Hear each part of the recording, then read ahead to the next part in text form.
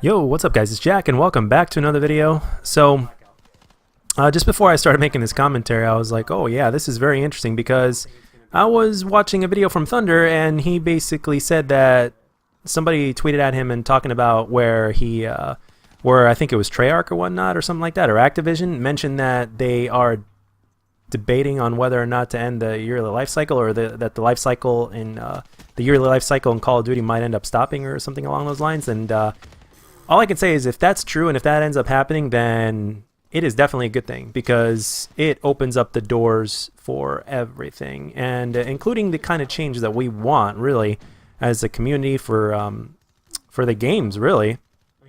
And if this does end up happening, I think it's going to happen after 2019. It's probably going to happen in 2020 because Modern Warfare 4 is already rumored to be the next thing, and that brand, that name brand in and of itself, is something that can generate money, and at the same time, it's a way for them to take advantage of the situation one more time before they make a change. And quite frankly, sometimes if you want to succeed at something, or if you want to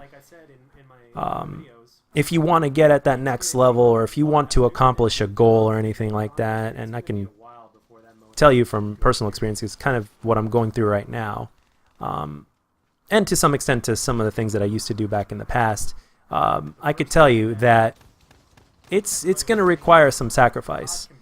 And the sacrifice in this case being that if they do end the yearly life cycle, until they release the new product or the new meta or whatever the heck you want to call it, it's going to require a sacrifice. And what I mean by sacrifice is, to a lesser or greater extent, it's going to be a sacrifice of money. And that's the only thing that keeps me from saying yes, it's definitely going to happen. And we know how things roll and how money rules the world, and it's basically all about the dollar, right? So the thing is, if they were to all of a sudden, like okay, let me make this simple. Back about a year ago or so, I posted my first video on TSG. I was very humbled to have my video on the TSG gaming channel, and what I decided to talk about for that particular gameplay in the commentary was, what if somebody bought Call of Duty from Activision? And it was actually kind of funny to me because I had Richie Rich in the thumbnail. So it just made absolute sense to me, right? So, but the thing is, I also, if memory serves me right, I was also talking about, actually, one thing I do know for sure is that I've mentioned this in a few videos. Actually, one of the first videos I ever made on this channel was actually talking about how, what if Sledgehammer, Infinity Ward, and Treyarch were to combine forces and then just make one big game, and they could just keep on updating it, and kind of like how other games update, or like how in a similar way how let's say games like, I don't know, like World of Warcraft update or whatnot. I mean, they can really turn this around and make it something uniquely special. Now, obviously, the days and the times of the Black Ops 1 and Modern Warfare 2 era times, those will never be replicated, because the times were different then, the games were different then, the politics were different, the desire of the community was different, and things to a certain extent were a lot more simpler than they are now. And one of the reasons why they're more complicated is because of the damn money, unfortunately. But it is what it is, you know, so let's just keep it real, you know. But the thing is this, that with some sacrifice and with some dedication, with doing things the right way, I personally think, because if all is said and done correctly, that I think there will be more than enough to go around in terms of the amount of financial success the game itself and the franchise itself can make. Because success, to me at least, in terms of what makes a game great, is not just the amount of sales that the game generates, right? Because, like, let's say with certain Call of Duty games, right? People will play it for like a month or two, and then after that, they're gone. They'll either leave and play a different kind of game, or they'll go back and play a different flavor of Call of Duty, right? Well, that doesn't necessarily make the current Call of Duty successful to me. If the game cannot keep you engaged, a game that's meant to be replayable, and it's got 3 different game modes in it, which is another sign that it's meant to be replayable, right? Multiplayer, campaign, zombies.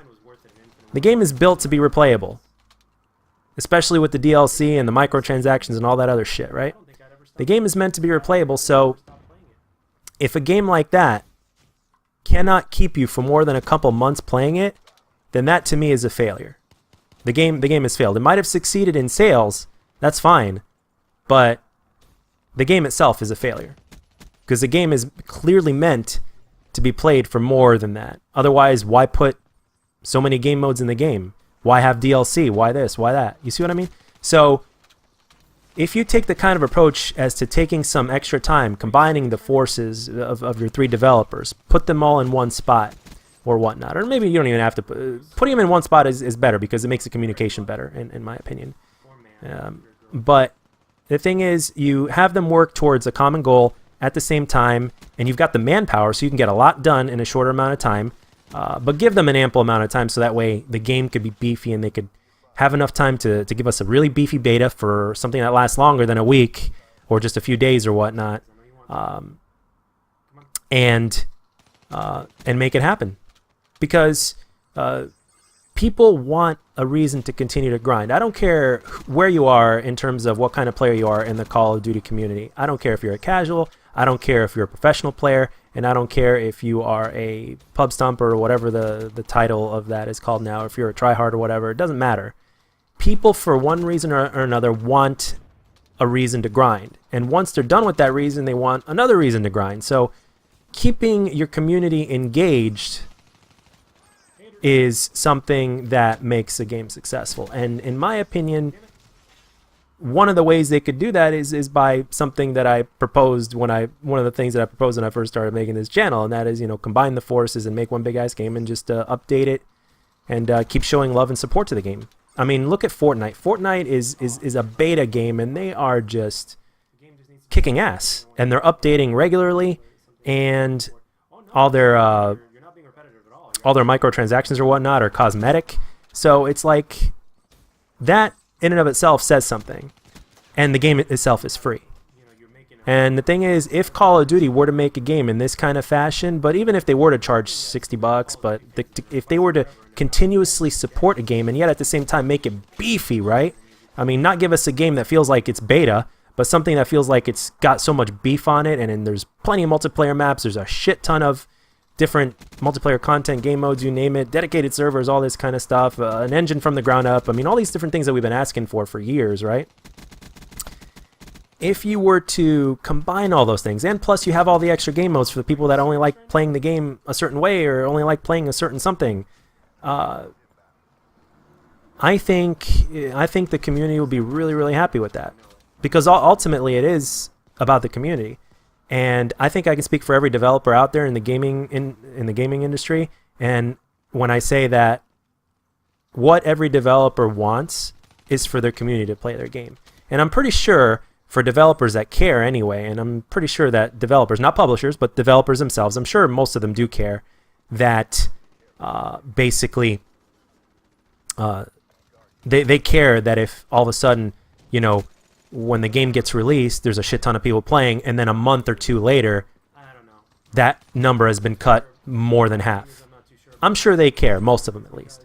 So I know that the developers themselves are more than motivated. So it's basically about getting the publisher to come on board and have this kind of mentality. I know that there's like a whole bunch of politics in between. There's shareholders and all that other shit. In the end, it all comes down to money. But the thing is, if they were to make that kind of sacrifice, I think in the end, the rewards would be great, amazing. They would be, I mean, it would pay off dividends probably. So, and that's what they should strive for in a sense. And in my personal life, that's what I'm kind of working at now. So it's, I'm driving myself crazy studying in order to do something that I want to do and something that makes me happy in life, and yet at the same time that could, put me in a better place, as opposed to just, serving tables or whatnot. So do something a little bit more personal, something that speaks to your heart, makes you happy, and things like that. And the sacrifice is that you got to do this in order to make this happen. Do you want to do it? Okay, you got to put in the time, study and put in the hours, do what you have to do to get it done, and and don't do other things that keep you from doing it. You know, I haven't touched a game in 2 weeks, and I'm not saying this to make myself sound super good or anything like that. No, I'm far from that. But you know, I'm the best way I can describe myself is I'm a work in progress. Okay, but the thing is this: sometimes if you want one thing to happen, you got to do something else, or sometimes you have to make a sacrifice. So, and just giving you like that example, there's many different ways, obviously, to do it, but ultimately, as you read a lot about success stories, and that's one of the things that I've done. I've read and watched different success stories, and a lot of those things all revolve around sacrifice. There had to have been some sort of sacrifice that was made in order to achieve a certain goal. So obviously, the goal is success, and sometimes you just got to make a sacrifice in order to be successful. And I think that after 2019, after Modern Warfare 4 and whatnot, when it's usually Sledgehammer's turn again, I think it's the time for them to just bring everybody together, put in time, and make a kick-ass game that is beefy as hell, and that keeps people playing it year in and year out. And that should be the ultimate goal. But anyway, guys, that's all I got for this one in this commentary. Let me know down in the comment section what you think. And realistically speaking, I know that to a certain extent this is a kind of like a fantasy thing, but at the same time, it's something that can happen. It certainly can. And let me know, what do you guys think, and how do you think it should happen, or whatnot. And as always, if you enjoyed the gameplay in the commentary, let me know. And if you didn't, let me know what I can do to make my videos better. And I'll catch you guys on the next one.